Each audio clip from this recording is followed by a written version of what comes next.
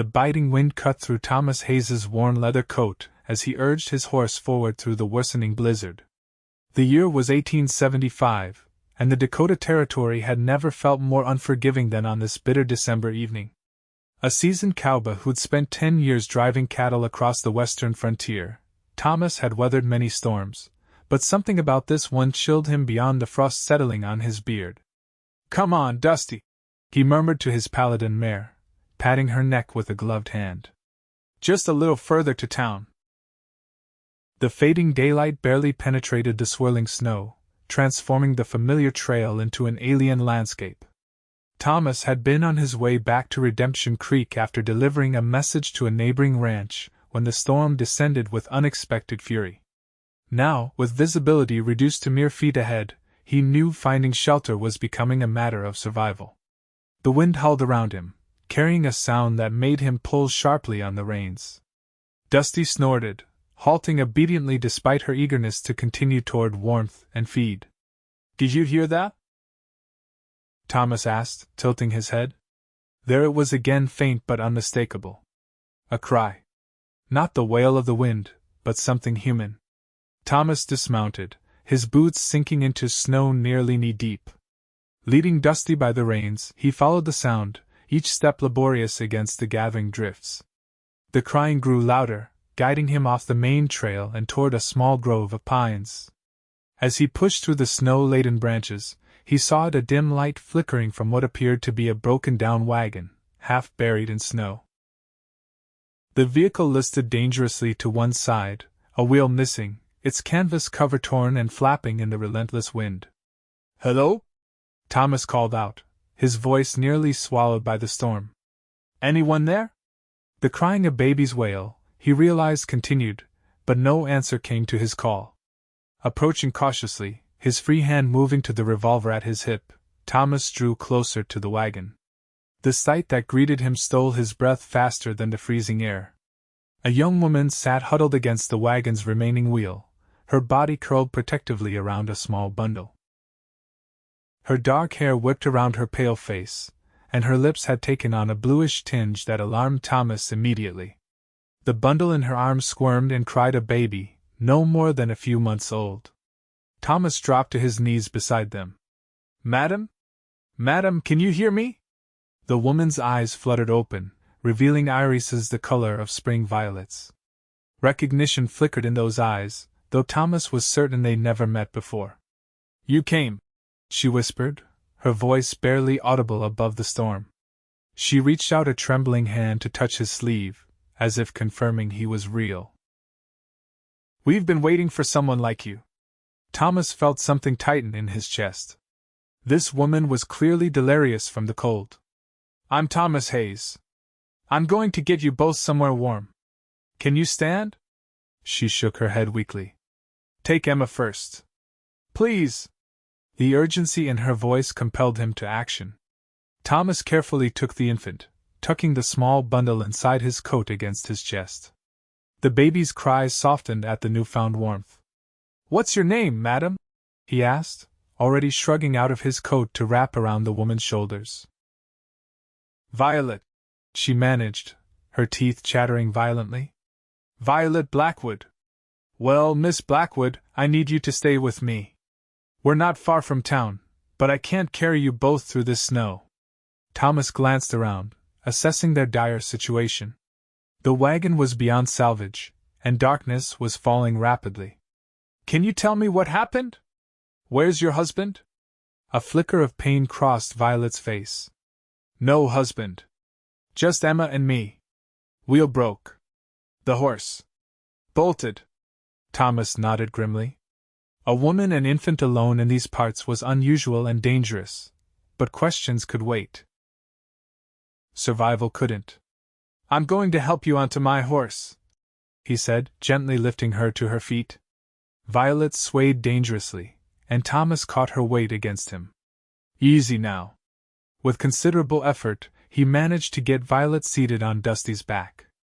The baby remained tucked securely inside his shirt, her tiny body warming against his chest. Thomas took the reins and began leading them back toward the trail, each step deliberate in the deepening snow. Stay awake, Miss Blackwood, he called over his shoulder, as he noticed her head drooping. Talk to me. Where were you headed? Redemption Creek, she replied, her words slurring slightly. Heard they need a schoolteacher. Thomas raised his eyebrows in surprise. That's right. Our last teacher left 2 months ago. He kept his voice conversational, determined to keep her conscious. You picked a mighty poor time to travel, though. A weak laugh escaped her blue lips. Didn't have much choice. Thomas wanted to ask more, but the wind chose that moment to intensify, driving particles of ice against his exposed face like tiny needles. He pulled his bandana higher, shielding his nose and mouth, and trudged onward. Dusty followed faithfully, seemingly understanding the precious cargo she carried. The journey that should have taken 30 minutes stretched to nearly 2 hours. By the time the scattered lights of Redemption Creek appeared through the swirling snow, Thomas's legs burned with exhaustion, and the baby had grown worryingly quiet against his chest. Relief flooded him at the sight of Doc Wilson's cabin on the edge of town. The lantern hanging from the porch post was a beacon of hope in the white wilderness. We're here, Thomas called to Violet, but received no response. Alarmed, he turned to find her slumped forward on Dusty's neck, unconscious. Thomas's heart hammered as he practically dragged Dusty the final yards to the doctor's door. With one arm cradling the baby, he pounded on the wooden door with his free hand. Doc! Doc Wilson! He shouted. The door swung open, revealing a gray-haired man in suspenders, his spectacles perched on his nose. Thomas Hayes? What in tarnation? Found them in the snow, Thomas interrupted, already reaching up to help the unconscious Violet from the horse. Woman and baby. She's in a bad way, document. Dr. Wilson's professional demeanor took over immediately. He helped Thomas carry Violet inside and called for his wife, Martha, who appeared from the back room wiping her hands on her apron. Good heavens! Martha exclaimed, quickly clearing the examination table. The baby first, Thomas insisted, carefully extracting the small bundle from inside his coat. Little Emma's face was pale, her movements sluggish. She's just an infant. Martha took the baby with practiced hands, unwrapping the layers of cloth to check her condition. She's cold, but not frozen. I'll warm her properly. She disappeared with the child into the back room where the stove would be blazing. Thomas and the doctor worked together to get Violet onto the table. Her skin was alarmingly cold to the touch as they removed her sodden outer garments. How long were they out there? Doc Wilson asked, his fingers pressed to Violet's neck, checking her pulse. Don't know, Thomas admitted, stepping back to give the doctor room to work.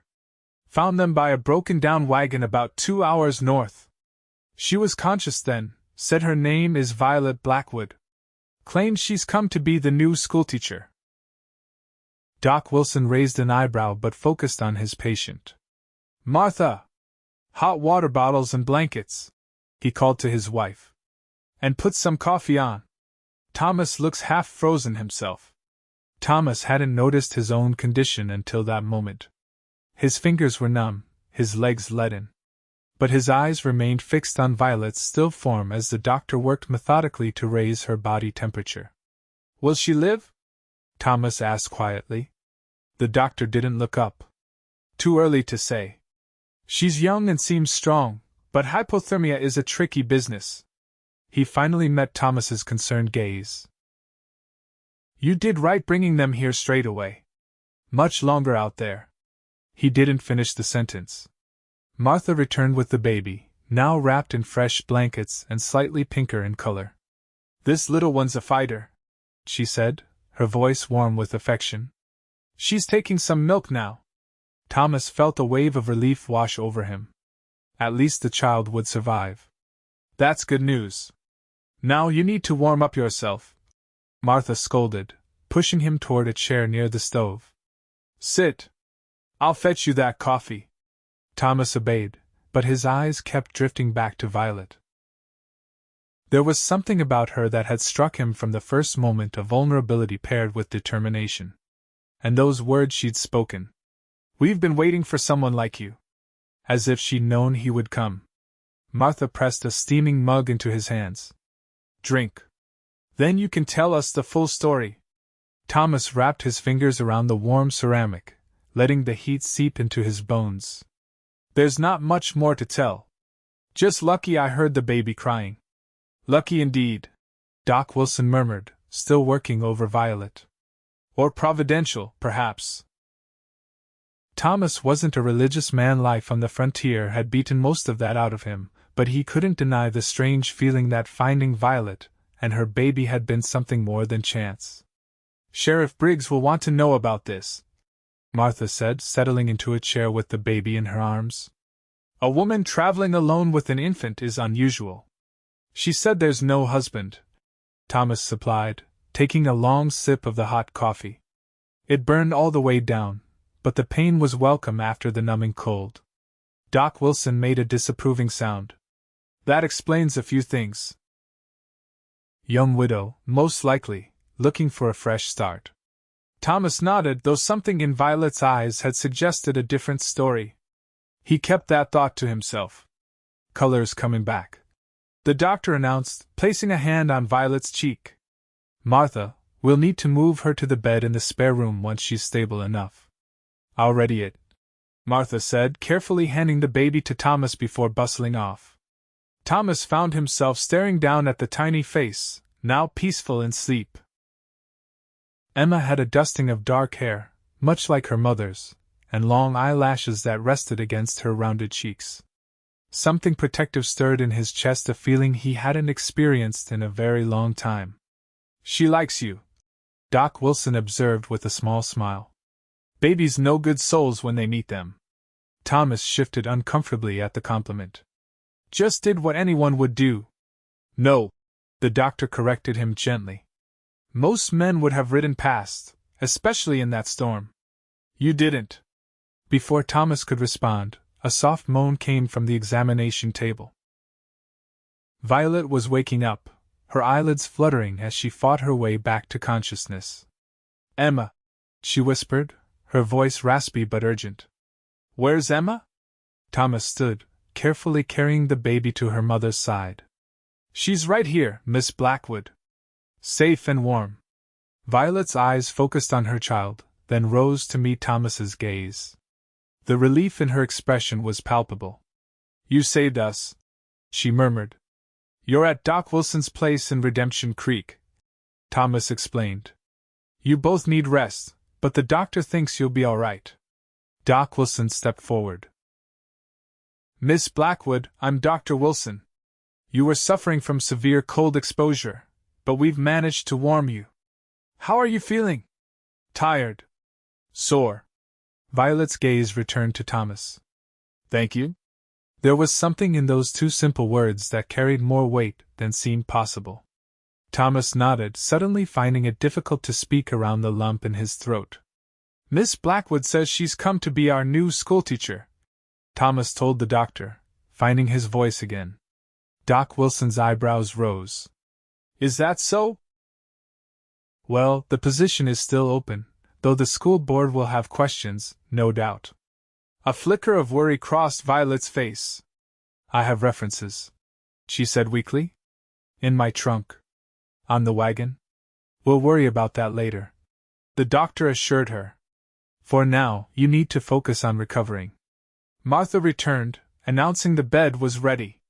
Together, she and the doctor helped Violet to the back room, with Thomas following behind, still carrying little Emma. Once Violet was settled in the bed, Martha took the baby from Thomas to place her in a makeshift cradle fashioned from a drawer lined with blankets. You should get some rest yourself, Thomas, Doc Wilson suggested. It's too dangerous to head back to your place tonight. You can take the sofa in my office. Thomas knew the doctor was right. The storm was still raging outside, but he found himself reluctant to leave. I'll stay a while, if you don't mind. Just to make sure they're settled. The doctor exchanged a knowing glance with his wife but didn't press the issue. Suit yourself. I'll be in my study if you need me. When the Wilsons had left, Thomas pulled a chair close to the bed. Violet's eyes were closed, but her breathing had steadied to a normal rhythm. In the soft lamplight, he could better see her features, the delicate curve of her jawline, the small scar near her right eyebrow, the dark lashes against her pale cheeks. "You should rest too," she said suddenly, her eyes still closed. Thomas started, surprised she was awake. "I will. Just wanted to make sure you were comfortable." Violet's eyes opened, fixing him with that intense violet gaze. "Why did you stop? In the storm, I mean." Most would have ridden past. The question echoed Doc Wilson's earlier observation.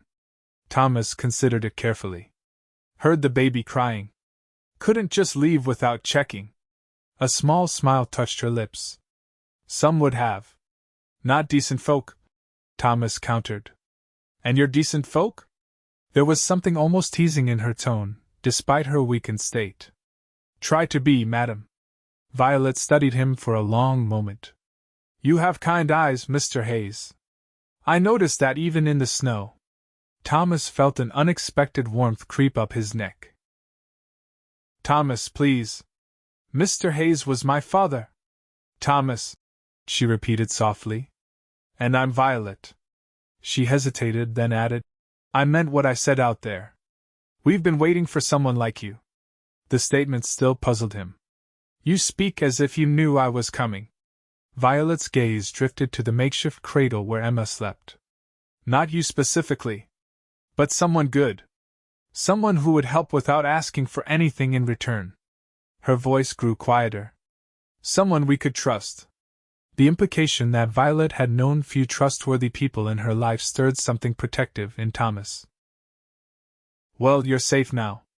Redemption Creek is a good town with good people." "Including you?" she asked, her eyelids growing heavy with exhaustion. Thomas found himself smiling. "I'm just a cowhand passing through most times. Work for the Double R Ranch outside town. Yet you were there when we needed you." Violet's eyes closed fully. "Perhaps there's a reason for that." Thomas watched as sleep claimed her, her breathing deepening and her face relaxing. Her words lingered in his mind. A reason. He wasn't one for believing in fate or divine intervention, but he couldn't deny the strange sense that finding Violet and Emma had altered something fundamental in his life. He settled back in the chair, prepared to keep vigil through the night. Outside, the storm continued to rage, but in this warm room, with the steady breathing of mother and child, Thomas Hayes felt a peace he hadn't known in years. Morning came with a surprising brightness, the storm having blown itself out overnight. Sunlight streamed through the small window, creating patterns on the wooden floor of the spare room. Thomas awoke with a start, realizing he'd fallen asleep in the chair. His neck protested the awkward position as he straightened. Violet was still sleeping, but the baby was awake, making soft cooing sounds from her makeshift bed. Thomas rose quietly and peered down at little Emma, who gazed back at him with curious eyes. "Good morning, little lady," he whispered, smiling as she waved a tiny fist in response. "She likes you." Violet's voice came softly from the bed. Thomas turned to find her watching them, her color much improved from the previous night. "You're looking better," he said. Violet pushed herself up to sit against the pillows. "Thanks to you." She reached her arms out. "May I have her?" Thomas carefully lifted Emma from the drawer and placed her in Violet's waiting arms. The tender way she cradled her daughter, pressing a gentle kiss to her forehead, created a lump in his throat. "I should let the doc know you're awake," Thomas said, moving toward the door. "Thomas," Violet called softly, stopping him. "Thank you?" "Truly." He nodded, suddenly uncomfortable with her gratitude. "Anyone would have done the same." "We both know that's not true," she replied, her gaze holding his. Before he could respond, Martha Wilson bustled into the room carrying a tray. "Oh good, you're awake. I've brought some breakfast, nothing too heavy, mind you. You need to ease back into eating after such an ordeal." Thomas used the interruption to slip out of the room, finding Doc Wilson in the kitchen. "She's awake," Thomas reported. "Looks much better." The doctor nodded, pouring coffee into 2 mugs. "Not surprising." She's young and strong. The cold didn't get deep enough to do lasting damage. He handed a mug to Thomas. You, on the other hand, look like you slept in a barn. Thomas accepted the coffee with a rueful smile. Chair wasn't the most comfortable. Could have used the sofa as offered, Doc Wilson pointed out mildly. Thomas had no good explanation for why he'd chosen to stay by Violet's bedside all night, so he simply shrugged and sipped his coffee. Sheriff Briggs will be by later, the doctor continued. He'll want to hear about how you found them. Not much to tell that I haven't already said? Doc Wilson studied him over the rim of his mug. Woman traveling alone with an infant, no husband in sight. There's likely more to the story than she's letting on. Thomas bristled slightly at the implication. Whatever her story is, she deserves a chance to tell it in her own time. Indeed, the doctor agreed, a knowing look in his eyes. Just be careful, Thomas. Your heart's always been a bit too open for your own good. Before Thomas could respond to that unsolicited assessment, a knock came at the front door. Doc Wilson went to answer it, returning moments later with Sheriff Briggs, a stocky man with a thick mustache and perpetually suspicious eyes. Hayes, the sheriff greeted with a nod. Doc says you brought in some strays last night. Thomas stiffened at the characterization. Miss Blackwood and her daughter. Found them stranded in the storm about 2 hours north of town. And what were you doing out in that weather? Briggs asked. Delivering a message to the Sanderson place from Mr. Russell. Got caught in the storm on my way back. The sheriff grunted, apparently satisfied with this explanation. And the woman? What's her story? Says she's come to apply for the schoolteacher position, Thomas replied, keeping his tone neutral. Briggs raised his eyebrows. Traveling alone with a baby? No husband? Didn't ask about her personal circumstances, Thomas said, meeting the sheriff's gaze steadily. Was more concerned with keeping them alive. The sheriff held his gaze for a moment before nodding. Fair enough. I'll need to speak with her myself.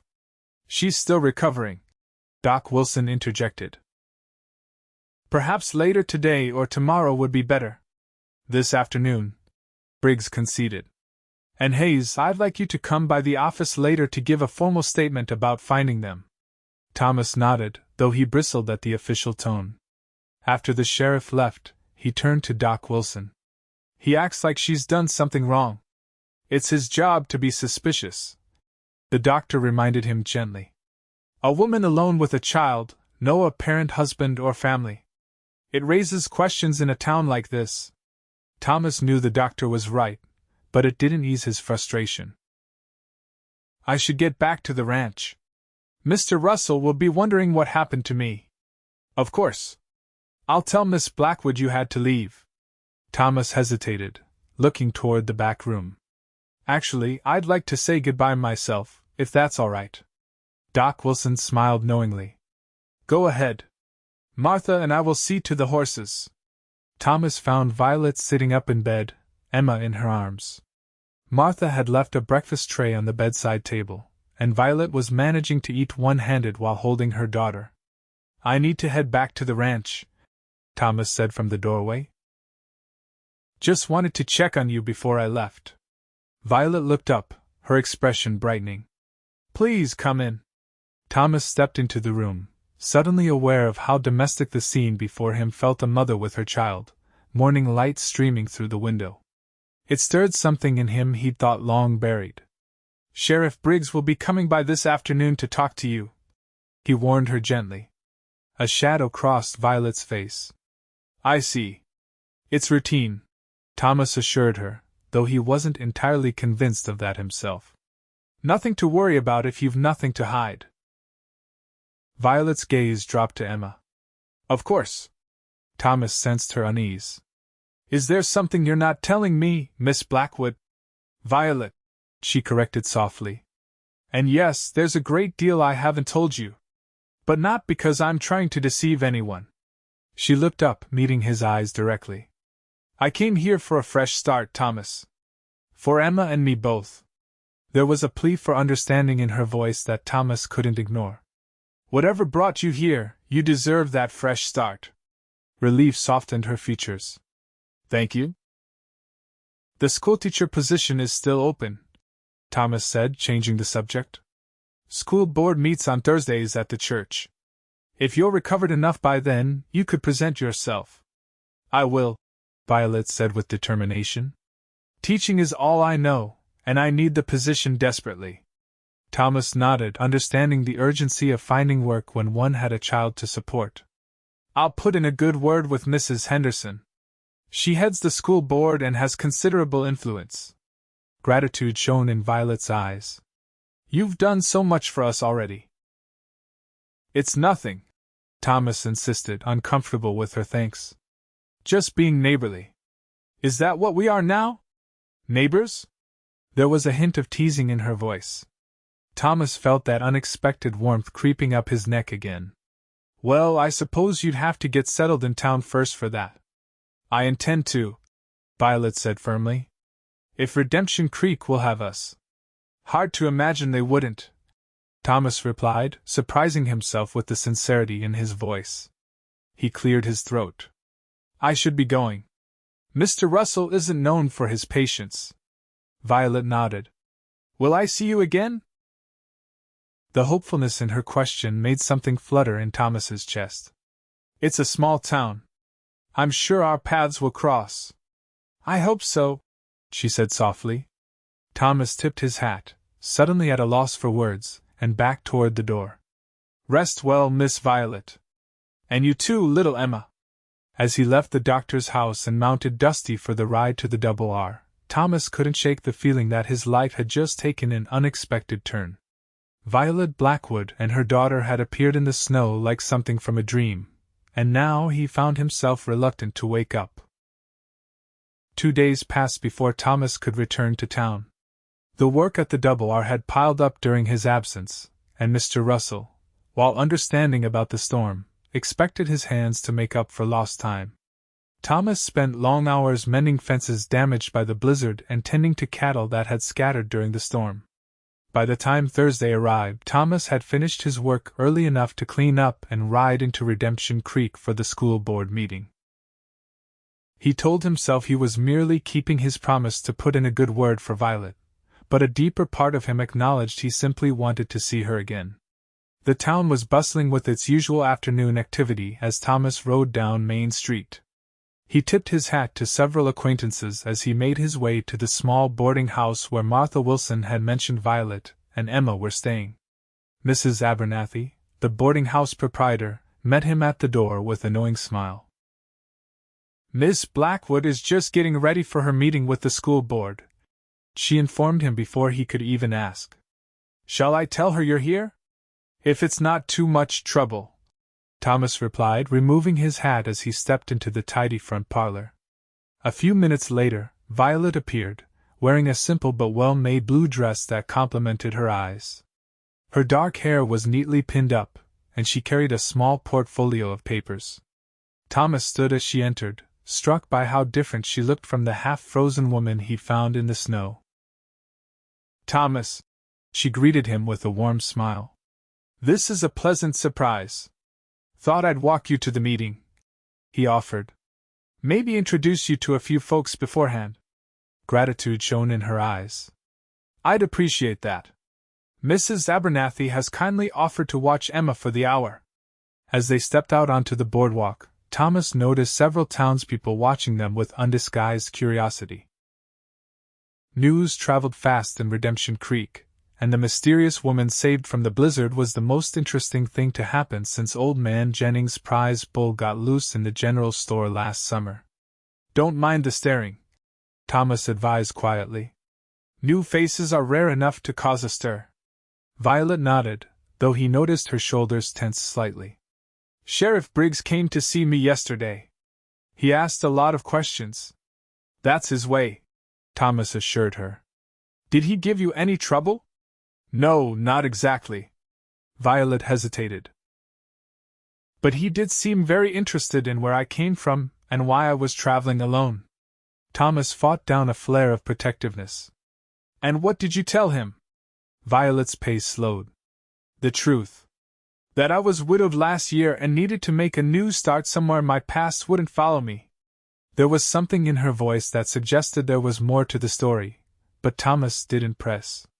Everyone on the frontier had parts of their past they preferred to leave behind. Well, you're here now, he said simply. And Redemption Creek could certainly use a good teacher.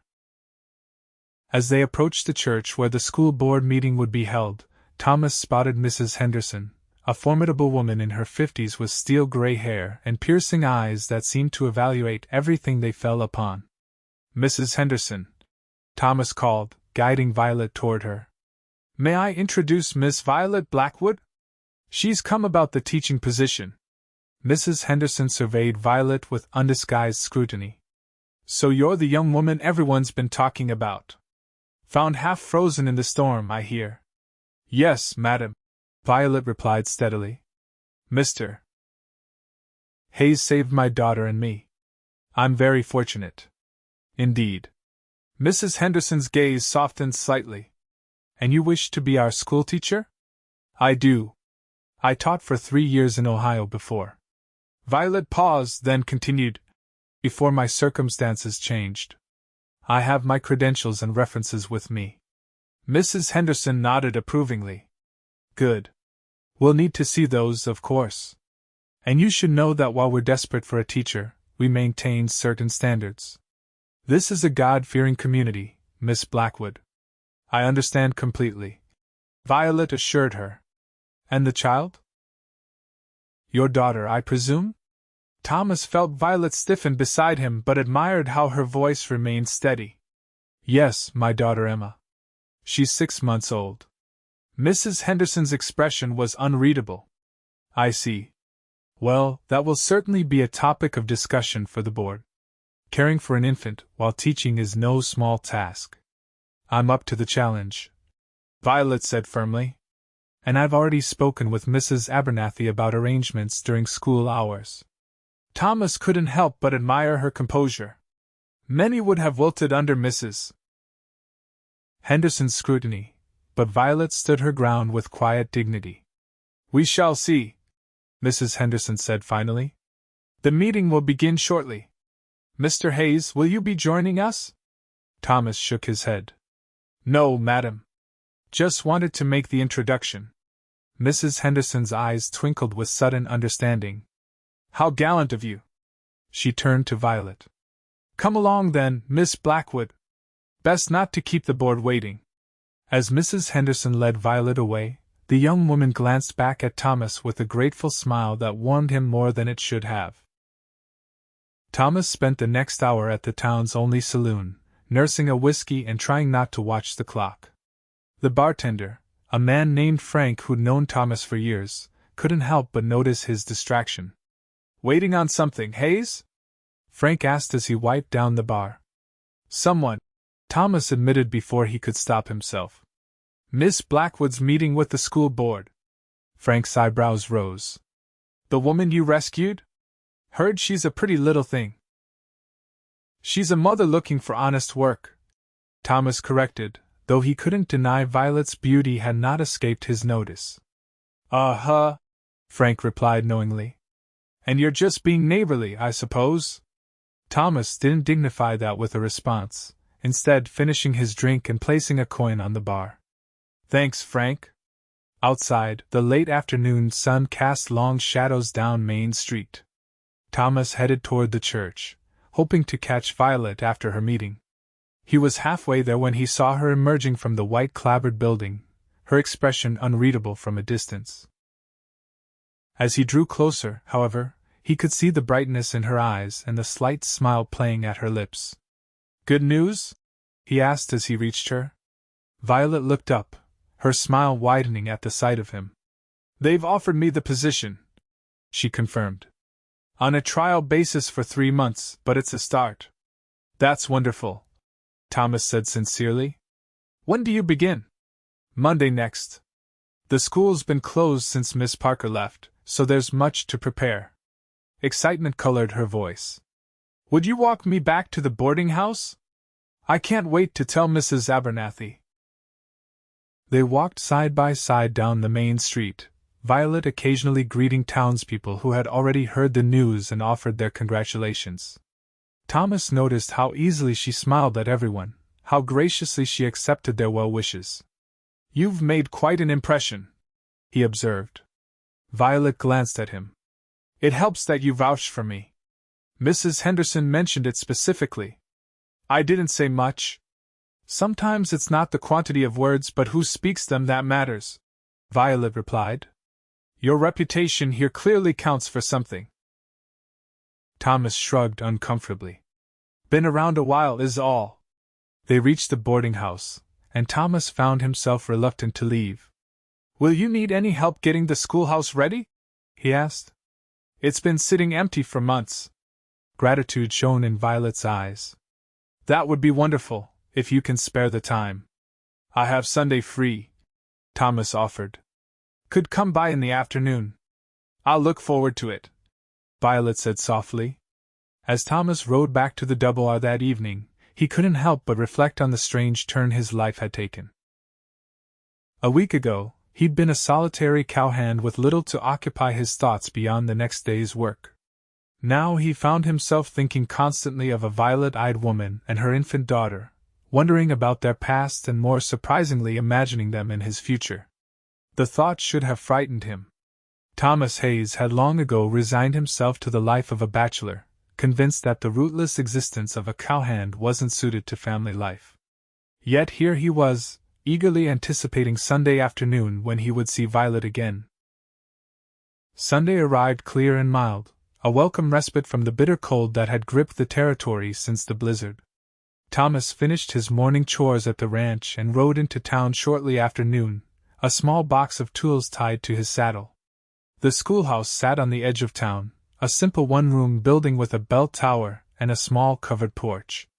As Thomas approached, he saw Violet already there, Emma secured in a sling across her chest as she attempted to sweep the front steps. "Afternoon, Miss Blackwood," Thomas called as he dismounted. Violet looked up, her face lighting with a smile. "Thomas! Right on time. Looks like you've already started," he observed, securing Dusty to the hitching post. "Just assessing the situation," Violet replied, gesturing to the schoolhouse. "It needs a thorough cleaning, and there are a few repairs needed inside." Thomas carried his toolbox up the steps. "That's what I'm here for. Let's take a look." The interior of the schoolhouse was dusty but otherwise in reasonable condition. Several windows needed reglazing, a few floorboards were loose, and the pot-bellied stove in the corner required cleaning, but none of the issues were beyond Thomas's abilities. "Not too bad," he declared after his inspection. "Could have the place shipshape in an afternoon." Violet beamed at him. "I can't tell you how much I appreciate this." For the next few hours, they worked companionably. Thomas tackled the repairs while Violet cleaned, pausing occasionally to tend to Emma when she fussed. Thomas found his gaze drawn to Violet more often than he cared to admit, watching the gentle way she handled her daughter, the determined set of her jaw as she scrubbed years of grime from the windows, the grace with which she moved about the room. "You're good with her," Thomas commented as Violet soothed Emma after a feeding.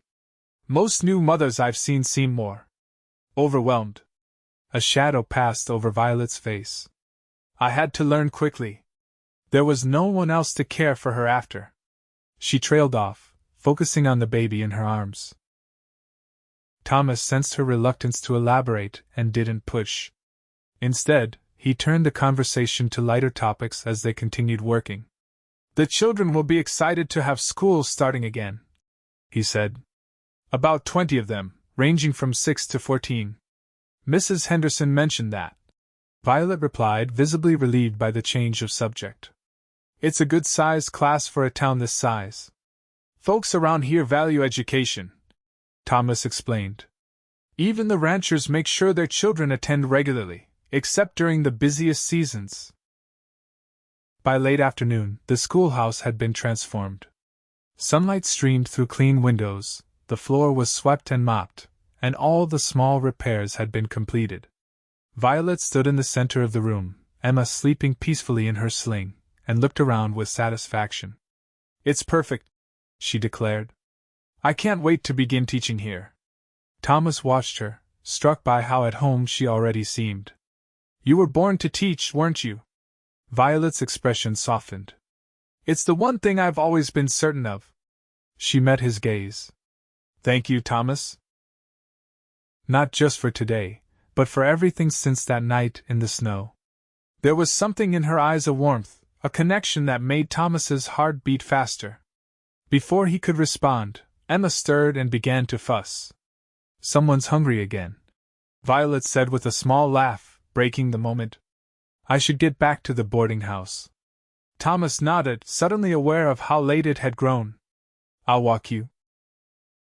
As they made their way back toward town, the setting sun painting the sky in shades of orange and pink, Thomas found himself wondering what it would be like to have this every day Violet's company, her smile, even little Emma's cries. The thought both thrilled and terrified him. At the boarding house steps, Violet turned to him. Will I see you at the school opening tomorrow? I'll be working, Thomas replied regretfully. But perhaps next Sunday? I could show you and Emma some of the prettier spots around Redemption Creek.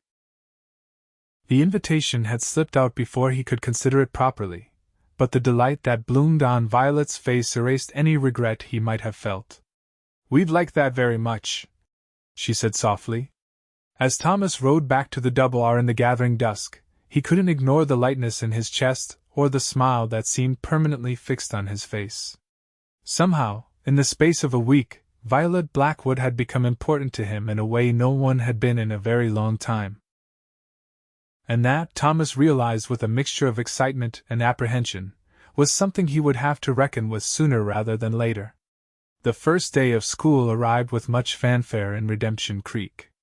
Though Thomas couldn't attend due to his duties at the ranch, he heard all about it that evening when he stopped by the general store for supplies. That new teacher's something special, Mr. Thompson, the storekeeper, informed him as he wrapped Thomas's purchases. Had all the children hanging on her every word, even the Dawson boys, and you know what hellions they can be. She knows her business, Thomas agreed, trying to sound casual despite the pride that swelled in his chest at hearing Violet praised. Brought that baby of hers too, Mrs. Thompson added, joining the conversation. Had her in a cradle right beside the desk. Cutest little thing you ever saw. Thomas nodded, not trusting himself to comment further without revealing more interest than was proper. He'd known Violet would excel as a teacher, but hearing confirmation from others pleased him more than he cared to admit. Throughout the week, Thomas found himself inventing reasons to ride into town after his day's work was done. Sometimes he would stop by the schoolhouse as Violet was closing up, offering to carry her books or simply walking her back to the boarding house. Other times, he would appear at the boarding house itself, bringing small gifts, a jar of honey from the hives at the Double R, a carved wooden rattle for Emma that one of the older ranch hands had made. Each time, Violet welcomed him with genuine pleasure, her violet eyes lighting up in a way that made Thomas's heart race. They would talk about her day teaching, about the town and its inhabitants, about books they had both read. Occasionally, Violet would allow him to hold Emma, and Thomas found an unexpected joy in the weight of the infant in his arms, in her trusting gaze and tiny fingers that gripped his own with surprising strength. By the time Sunday arrived, Thomas had to admit to himself what everyone else in Redemption Creek already seemed to know: he was falling for Violet Blackwood. The realization should have sent him running in the opposite direction. Thomas had avoided entanglements for years, convinced that his life as a cowhand left no room for family. But as he saddled Dusty that Sunday morning, he found himself more excited than fearful at the prospect of spending the day with Violet and Emma. He'd planned the outing carefully: a ride to Silver Creek Falls, a spot about an hour from town where the water cascaded down a series of rock shelves before pooling in a clear basin below. He'd packed a simple picnic and borrowed a gentle mare named Daisy from the ranch for Violet to ride. When he arrived at the boarding house, Violet was waiting on the porch, Emma bundled up against the autumn chill. She wore a riding skirt that Thomas suspected she'd borrowed from Mrs. Abernathy, and her hair was braided down her back. "You look ready for an adventure," Thomas commented as he dismounted. Violet smiled, a hint of nervousness in her expression. I haven't ridden in some time, but I used to enjoy it very much. Daisy here is gentle as they come, Thomas assured her, patting the mare's neck. And we'll take it slow. Thomas helped Violet mount, then carefully handed Emma up to her. The baby was secured in a special sling that allowed Violet to keep both hands free for the reins while holding Emma close to her body. Is this safe? Violet asked, adjusting her position. Indian women ride with their babies all the time, Thomas replied. And we won't be going far or fast. The ride to Silver Creek Falls was pleasant, the autumn sun warming the air as they followed the trail through stands of aspen whose leaves had turned golden. Violet proved to be a capable rider despite her initial nervousness, and Emma seemed to enjoy the gentle motion, gurgling happily from her sling. This is beautiful country, Violet commented as they rode side by side. So different from Ohio. What was it like there? Thomas asked, genuinely curious about her past. Violet was quiet for a moment. Green. Settled. Safe in many ways. She glanced at him. But also confining. And is that why you left? To escape confinement? The question was more direct than Thomas usually allowed himself to be, but something about the openness of the landscape around them seemed to invite honesty. Violet's gaze remained fixed on the trail ahead. Partly, she admitted. After my husband died, there were expectations about how I should live, who I should be. Her hands tightened on the reins. I couldn't breathe there anymore. Thomas nodded, understanding more than she might have realized. The West has a way of letting a person start fresh. Is that what you did? Violet asked, turning the conversation back to him. Start fresh? Thomas hadn't expected the question, and found himself considering his answer carefully. In a manner of speaking. Left home at 17 after my parents died. Worked my way west job to job. He shrugged. Nothing dramatic about it. Just a young man looking for his place. And have you found it? Your place? The question hung in the air between them, carrying more weight than its simple words suggested. Thomas looked at Violet, at the genuine interest in her eyes, and felt something shift inside him. I thought I had, he said quietly. But lately I've been wondering if there might be more. Violet held his gaze for a long moment before looking away, a faint blush coloring her cheeks. I hope you find what you're looking for, Thomas. They rode in companionable silence after that, each lost in their own thoughts until the sound of rushing water announced their arrival at the falls. Silver Creek Falls was at its most beautiful in autumn, the water sparkling in the sunlight as it tumbled over moss-covered rocks. Thomas helped Violet dismount, and secured the horses to a nearby tree before leading her to a flat rock overlooking the pool. This is breathtaking, Violet said as Thomas spread a blanket on the rock. Thought you might like it, he replied, pleased by her reaction. Not many folks from town come out this way. They settled on the blanket, Emma between them as Thomas unpacked the simple picnic he'd brought: bread, cheese, dried apple slices, and a jar of preserves. As they ate, they talked easily about everything and nothing: Violet's students, Thomas's work at the ranch, books they'd read, places they'd seen. Emma eventually fell asleep, lulled by the sound of the waterfall, and Thomas found himself watching Violet as she gazed out at the scenery. The sunlight caught in her dark hair, highlighting strands of auburn he hadn't noticed before. Her profile was delicate yet strong, much like the woman herself. What are you thinking about? Violet asked, catching him staring. Thomas considered deflecting the question but found himself answering honestly instead. How different my life has become since finding you in that snowstorm. Violet's expression softened. Different in what way? Fuller, Thomas said simply. More purposeful. A smile touched Violet's lips. I know exactly what you mean. The moment stretched between them, filled with unspoken possibilities. Thomas found himself leaning slightly toward her, drawn by something he couldn't name but felt with certainty. Violet's gaze dropped to his mouth, then back to his eyes, a question in her expression. Thomas hesitated, suddenly aware of the line he was about to cross, but the warmth in Violet's eyes gave him courage. Slowly, giving her every chance to pull away, Thomas closed the distance between them. His lips met hers in a gentle kiss, brief but filled with promise. When he drew back, Violet's eyes remained closed for a moment, a small smile playing at the corners of her mouth. "I've been wondering if you would do that," she admitted softly, her eyes opening to meet his. Thomas felt a grin spread across his face. "Have you now?" Violet laughed, the sound blending with the rushing water. "Don't look so pleased with yourself, Thomas Hayes." "Can't help it," he replied, feeling lighter than he had in years. "Not every day a man gets to kiss the prettiest schoolteacher in Dakota Territory." A shadow crossed Violet's face, so quickly Thomas almost missed it. "Thomas, there's something I should tell you. About my past." The sudden seriousness in her tone gave him pause. "You don't owe me any explanations, Violet." "But I do," she insisted. If this is going where I think it might be going." She glanced down at Emma, still sleeping peacefully between them. "You should know the whole truth before you decide if I'm someone you want in your life."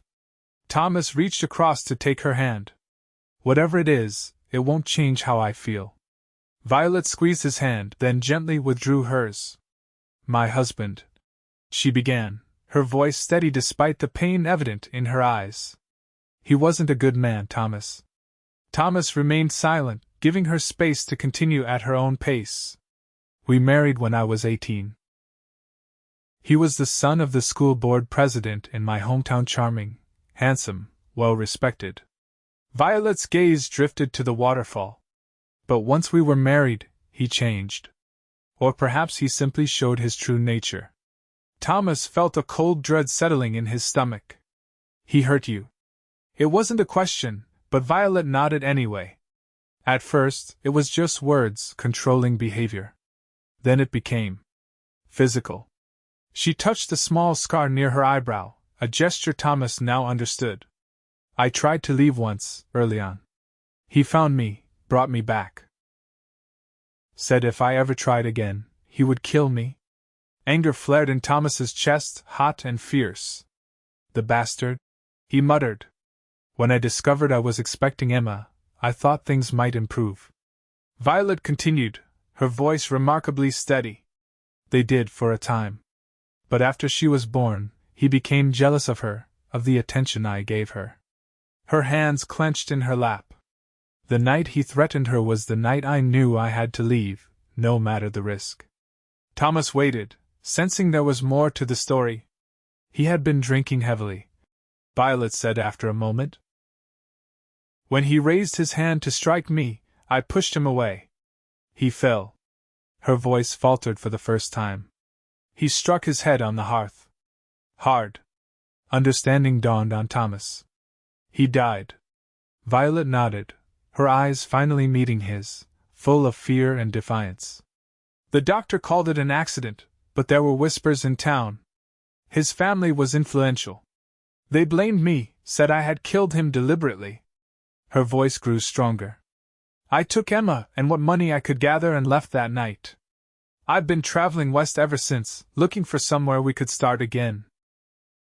Thomas absorbed her story, understanding now why she had been traveling alone in winter with an infant, why she had seemed so wary of the sheriff's questions.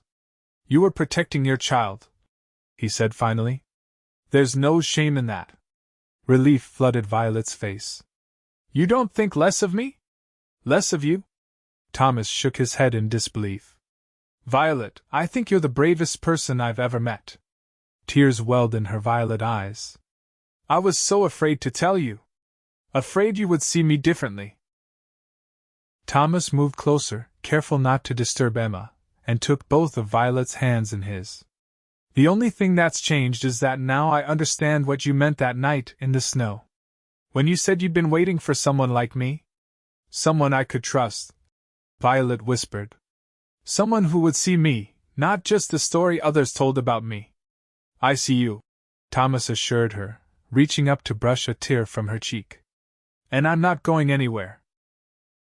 This time when he kissed her, There was more than promise in the touch, there was understanding, acceptance, and the beginning of something deeper than either had dared to hope for. Emma chose that moment to wake, announcing her hunger with a demanding cry that made both adults laugh, breaking the emotional tension. "Someone has impeccable timing," Thomas commented as Violet gathered the baby into her arms. "She always has," Violet agreed with a fond smile. "It's almost as if she knows exactly when I need a reminder of what's truly important." As Thomas watched Violet tend to her daughter, he felt a certainty settle over him like a comfortable blanket. Whatever challenges lay ahead, whatever ghosts from Violet's past might still haunt her, he wanted to face them with her. The solitary life he'd grown accustomed to now seemed empty compared to the possibility of a future with Violet and Emma. The ride back to town was filled with lighter conversation, both of them processing the significance of what had been shared at the falls.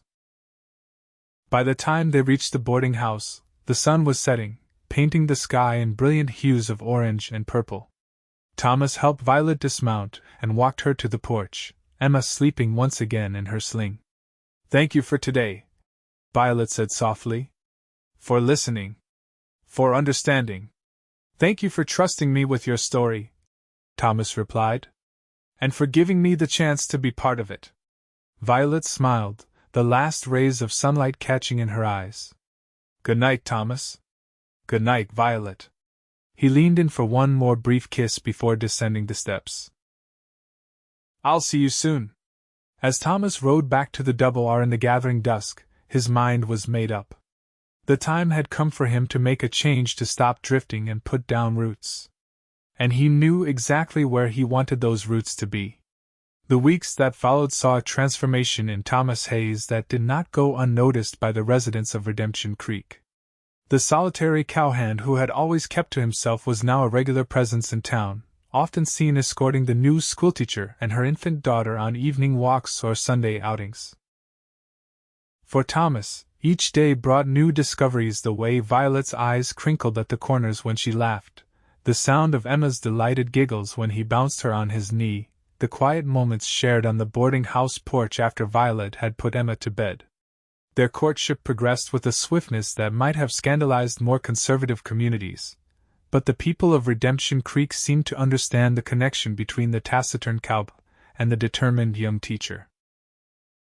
Perhaps it was the frontier spirit that recognized kindred souls finding each other against the odds, or perhaps it was simply that love was too precious a commodity in the harsh territory to be constrained by conventional timelines.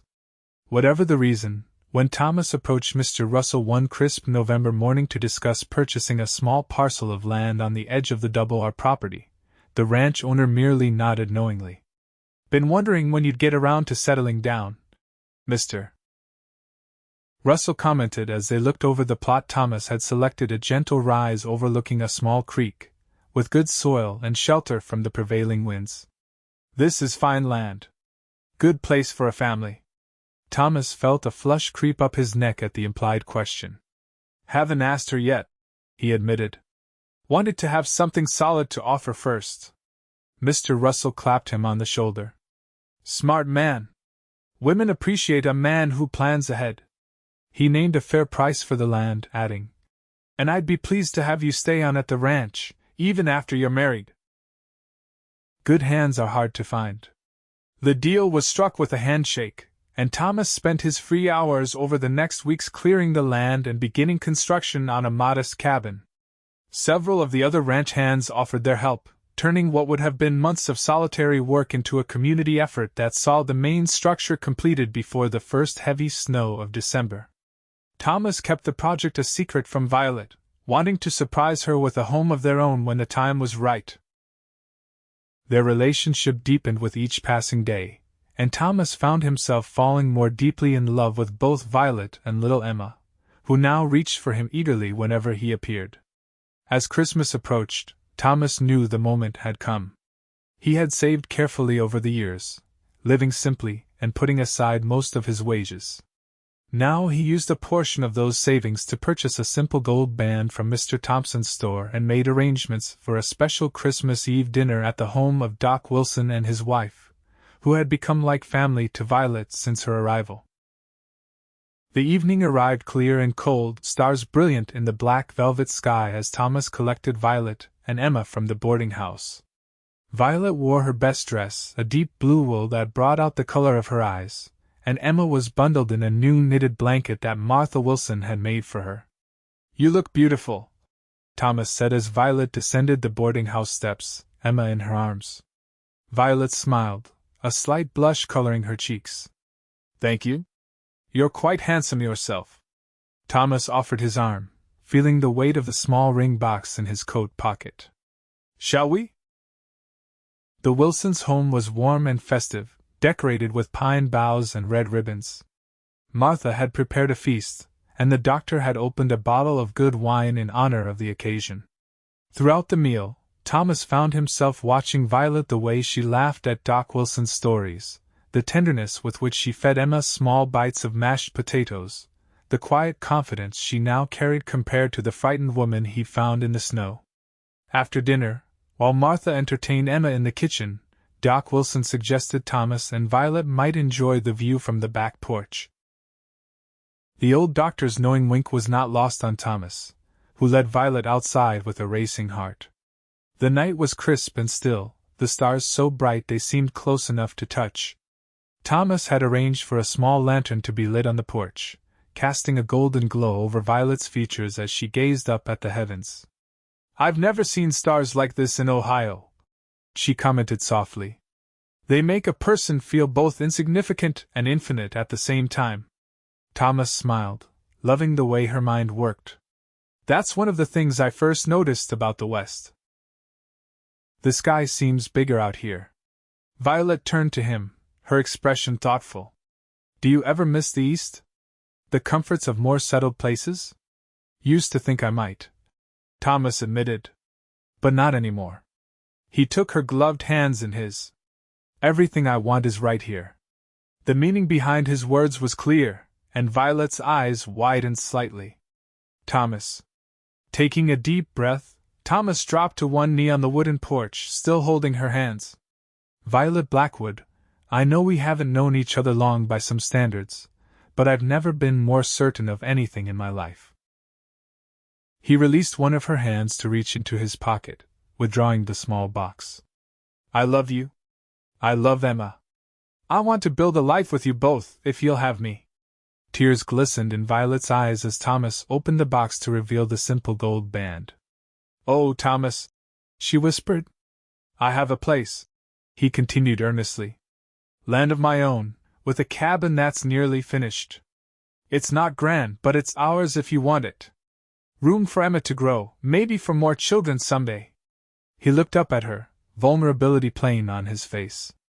"Will you marry me, Violet?" For a breathless moment, Violet simply stared at him, tears now flowing freely down her cheeks. Then, with a joyful sob, she nodded. "Yes," she said, her voice strengthening. "Yes, Thomas Hayes, I will marry you." Thomas rose to his feet, his heart so full he thought it might burst. With hands that trembled slightly, he slipped the ring onto her finger, then pulled her into his arms for a kiss that held all the promise of their future together. When they finally separated, Violet laughed through her tears. "I can't believe this is happening. When I left Ohio, I never imagined I would find someone like you. When I found you in that snowstorm," Thomas replied, resting his forehead against hers, "I never imagined you would change my life so completely." The back door opened, and Martha Wilson appeared, Emma in her arms. "I thought I heard happy sounds out here," she said, her face alight with pleasure.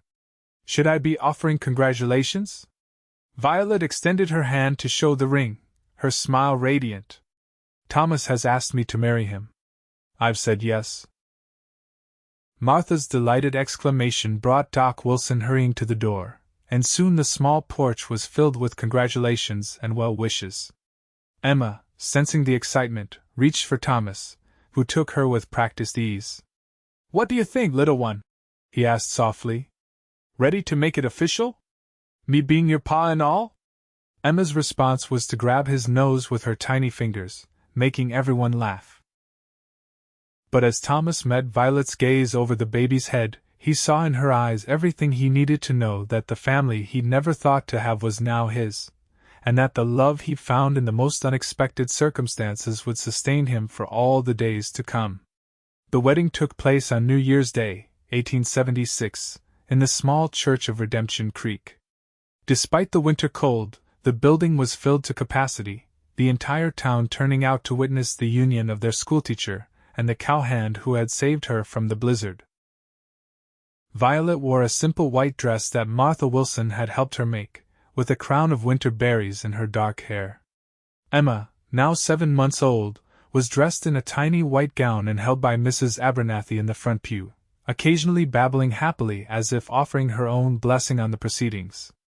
Thomas, standing at the altar in a new suit that felt strangely confining after years in cowhand's clothing, thought his heart might stop when Violet appeared at the church doors. She was more beautiful than he had words to describe, and the look of love in her eyes as she walked toward him made every hardship he'd ever endured worthwhile. The ceremony was brief but heartfelt, the couple exchanging vows they had written themselves. Violet promised to stand by Thomas through all life's storms, to build a home with him filled with love and laughter. Thomas, his voice steady despite the emotion tightening his throat, vowed to protect and cherish Violet and Emma, to be the husband and father they deserved. When the minister pronounced them husband and wife, the cheer that went up from the congregation nearly lifted the roof. Thomas kissed his bride with a reverence that brought tears to the eyes of even the most stoic ranchers present. The celebration continued at the town hall, where tables groaned under the weight of dishes contributed by every household in Redemption Creek. There was music and dancing, with Thomas surprising everyone, including his new wife, with his skill on the dance floor. "Where did you learn to dance like this?" Violet asked as he guided her through a waltz. Thomas grinned. "Spent a season working cattle drives in Texas. The cook was a former dancing master from New Orleans. Taught us all on Saturday nights to keep us out of trouble." Violet laughed, the sound filling Thomas with joy. "You continue to surprise me, Mr. Hayes." "Plan to keep doing that for many years to come, Mrs. Hayes," he replied, pulling her closer.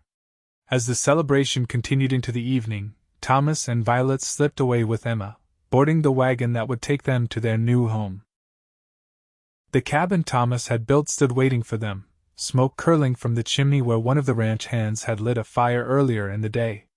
Thomas lifted Violet down from the wagon, then gathered Emma in one arm.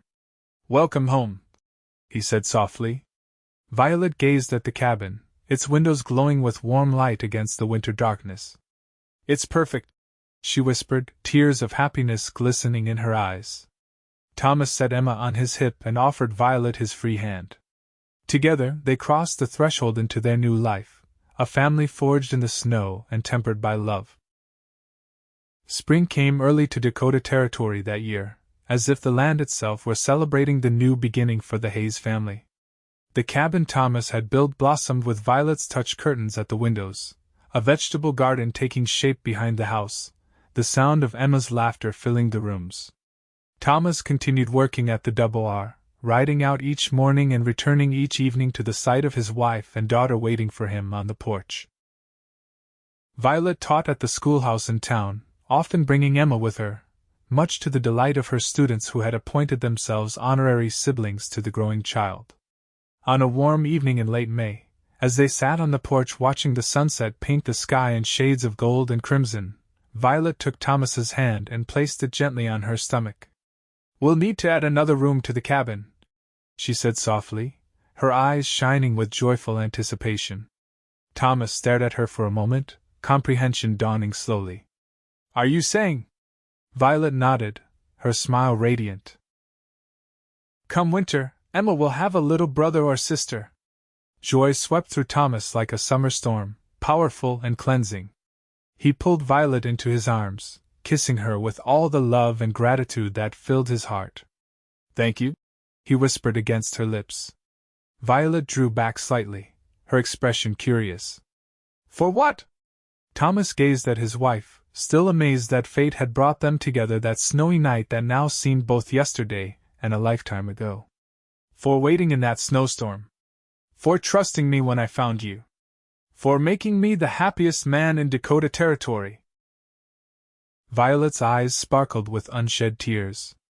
"I told you that night that we'd been waiting for someone like you. I didn't know then how true those words would prove to be."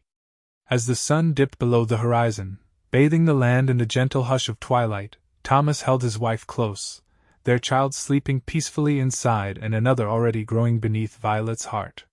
From the ashes of her past and the loneliness of his, they had forged something beautiful and enduring, a love as vast as the western sky and as steadfast as the land beneath their feet. In years to come, as their family grew and Redemption Creek flourished around them, Thomas and Violet would often look back on that fateful blizzard with wonder and gratitude. The storm that might have claimed 2 lives had instead given life to a love story that would be told in their family for generations. How a cowboy found her in the snow holding a baby, and she whispered they'd been waiting for someone like him. And how, in that moment of desperate need and unexpected meeting, 2 souls recognized in each other the home they had been searching for all along.